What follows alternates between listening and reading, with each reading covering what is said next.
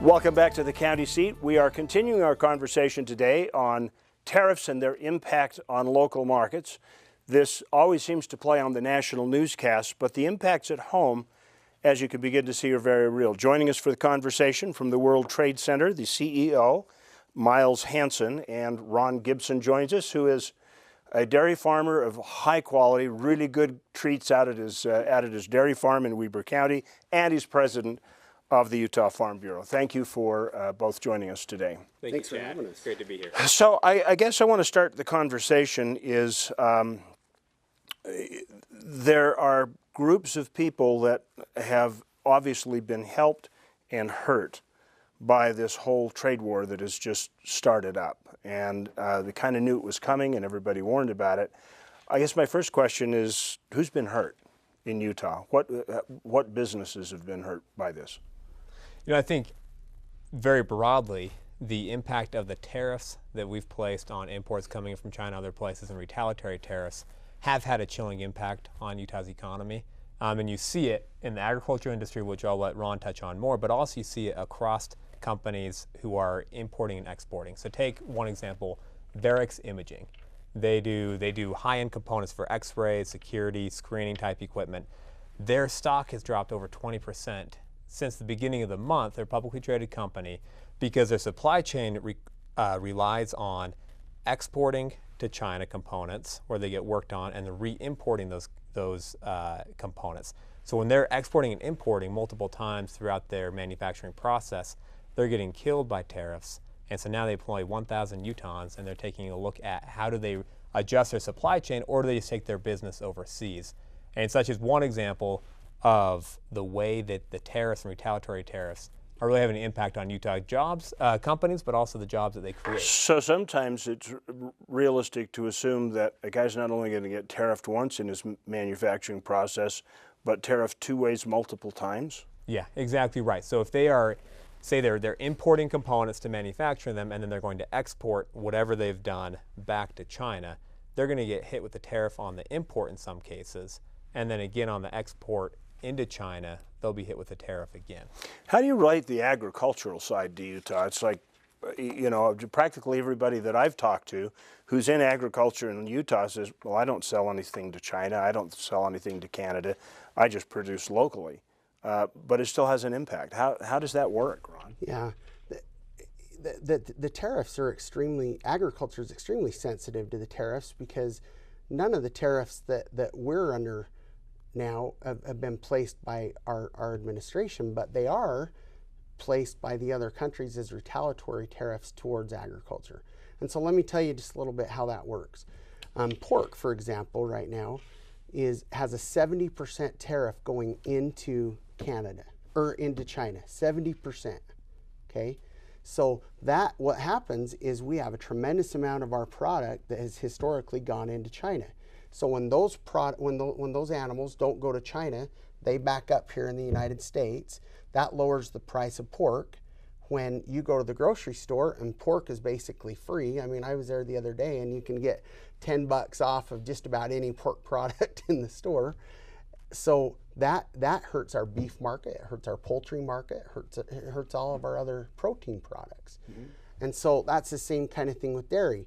When we have a dairy product that is not leaving the country that has been exported in the past, then those products stay in our country and that depresses the prices for everybody. So even though many of our agricultural producers from Utah have not historically been exporters, the prices that they receive for their commodities are going to be depressed because there's more of that product on the market. Can you relate that personally to me? I mean, what kind of impact has that had for you? Well, over the last 2 months, we have had at least a $70,000 hit at our farm because of the tariffs. How is that? What is that in relationship to your gross receipts? Is that significant? Is it? I mean, it is significant. Is 70% like half, or is it a quarter?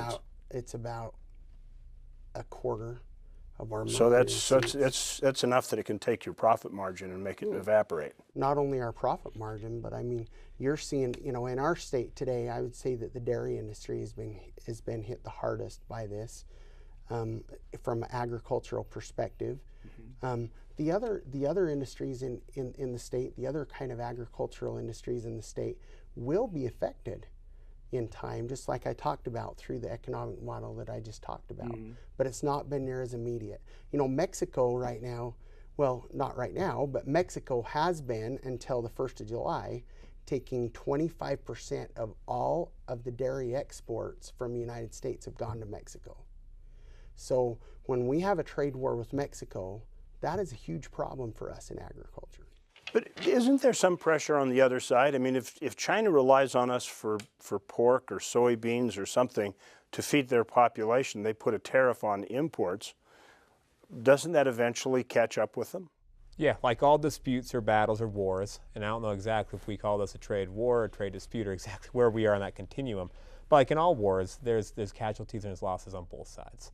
And so there's no question that in China, they are feeling the impact of the tariffs that they have put in place. I read one article, I believe it was in Reuters a few days ago, talking about looking into November and December, there's question as to whether or not there's going to be a soybean shortage in China itself. So there's no question there's costs on both sides. I think that what is really important as policymakers is to make sure we have a frank understanding of what the costs of the policy really are, and then that we have a clear understanding of what the objectives are of the policy. And then we can ask ourselves, how do we achieve those objectives with the least amount of cost to American companies and consumers? Knowing that these trade policies were going to create problems, what kind of help has the federal government been willing to or discussed about doing to try and help the agricultural community? So President Trump announced on the 24th of July a $12 billion aid package for agriculture, and it was registered in the Federal Registry on the 24th of August and just open for sign up today on the 4th of September. Now, you know, I talked earlier about how my family farm has been hit. We feel like $70,000 a month over the last 2 months. The trade, or this $12 billion package that President Trump put into action is gonna help me about $4,000 a month. So the reality is, it sounds like a big number, but it's really not going to help agriculture the way that people think it might, and it's definitely not the kind of subsidy that people think that it might be. And so really what we have to understand about this, I think the most important point is these relationships that we have built as an industry, and all of our industries, are with people. You know, when we talk about trading with Mexico, we're not trading with a country, we're trading with people and businesses in Mexico. And we have those trade relationships that have been built over decades. And when the government gets in the way of this and puts taxes on these kind of things, it ruins and breaks those relationships and gives other people and other businesses in other countries opportunities to come in and take our markets. And it's extremely concerning to me about all the agricultural markets. One thing that we're noticing in our business right now is that the contracts for grain to go to China are extremely, they're just not forward contracting like they normally do. So, you know, China brought in last year, they got 2/3 of their soybeans from the United States. So think about that, 2/3 of their soybeans. They can't find enough soybeans other places in the world to not buy any from us. But if they only buy 1/3 of their soybeans this year, that's going to leave a whole bunch of soybeans back on the market here in the U.S. And which will get turned into soy milk, which will then compete with your dairy product. That is going to be a problem. That's right. And you know, Chad started off the conversation talking about winners and losers. And Ron, I think that some people who are watching this would say, you know what, it's unfortunate for the ag industry, but if the cost of milk is down, if the cost of apples and soybeans is down, is that good for U.S. consumers? And I'd be curious to get your thoughts on how that trade-off works out. And to put that in a little bit of a context, because it's probably not as simple as that. Well, I don't think it's good for Utah consumers or U.S. consumers, and here's why. The agricultural industry is in its 4th year of depressed prices. We're in the 4th year of our depressed ag economy, and it's tough. It was tough before the tariffs came into place. And you know, agriculture provides something for our community that is intangible. It's not so much an economic value, although the economic value of agriculture in Utah is very big. It's more than that. It's part of our communities. And just imagine a state that has no sweet corn, no local tomatoes, you know, no local dairy and beef. And, you know, I don't want to live in that kind of a state. You know, if all we have is rooftops and we don't have any of our own sustainability, that's something that really scares me. Right, and in addition to that, you know, the ag industry contributes, what is it? Is that $21.5 billion to the Utah economy? And so you think about healthy farmers, they play a very vital role in communities across the state, and the multiplier effect on what the ag industry is doing accounts to be a very significant driver of economic growth in the state. There are two issues that brings up, and one of them is once you lose ag ground, it's really hard to gain it back. It's impossible. And so then we permanently become dependent on, we're no longer self-sufficient. Right. I think the second point too, just as a wrapping up point, is that most people don't realize that the agricultural input to our state's economy is larger than tourism, fairly significantly, and I think it's number 2 or number 3 as far as economic impact. Am I correct on that statement? It's top 5 for sure, Alan. But yeah, I think it is correct. Ron, you would probably know better than anybody. Yeah. Okay, gentlemen, any last thoughts? We're kind of out of time. Well, the last thought that I have is, you know, just because you might save a few pennies on your gallon of milk, that's not good for you in the long term. And trade wars are bad.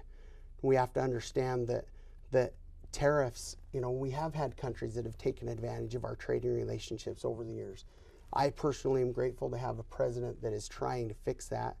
We as an organization disagree with his actions and how he's doing it, but it is refreshing at least to know that people are noticing and trying to help fix this situation that we find ourselves in. We need free trade and we need fair trade. Yep, I agree with that. And I think one final point, you know, I have not met anybody who disagrees with the objectives, that we need to update NAFTA and find ways to improve it, that we need to hold China accountable for its unfair trade practices. There seems to be unanimous consensus that these are worthy objectives, and the Trump administration is working very hard to accomplish those objectives. What I'm hearing out in the business community here in Utah is that the process by which we are trying to achieve those objectives has a lot of collateral damage. And so we need to make sure we understand the costs of the current approach and ask ourselves, is there a better way of accomplishing these objectives?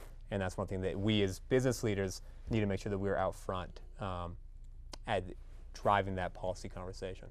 Thank you, gentlemen, for your time. Appreciate it very much. We'll be right back with the county seat. When we come back, we are going to go on the ground to look firsthand at how the tariffs already in place are hurting local fruit growers. We'll be right back.